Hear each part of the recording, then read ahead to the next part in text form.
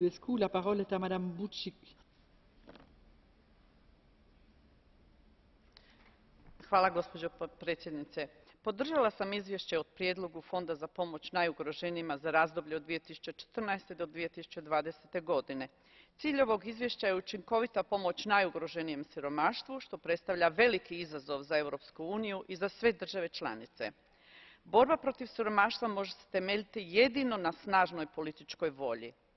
Unutar provedbe smanjenja siromaštva veliku ulogu imaju organizacije civilnog društva te lokalna i regionalna samouprava. Razmjena informacija među njima trebala bi biti temelj te suradnje. Nevjerojatna je činjenica da skoro 43 milijuna Europljana ne mogu priuštiti adekvatan dnevni obrok. Posebno bih istaknula važnost ove inicijative za djecu. Gotovo 25 milijuna djece u Europskoj uniji su izloženi riziku siromaštva. Loša ishrana jako negativno utječe na njihov razvoj i na njihovo zdravlje.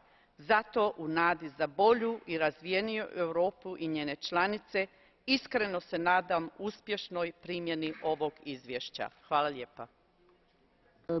La parole est à Madame Smolková. Ďakujem za slovo. Boj s chudobou považujem za veľmi dôležitý, aj keď je pomerne problematický a nejednoduchý. Podporila som správu, lebo som presvedčená, že fond môže prispieť k zmierneniu niektorých foriem chudoby a sociálneho vylúčenia v Európe.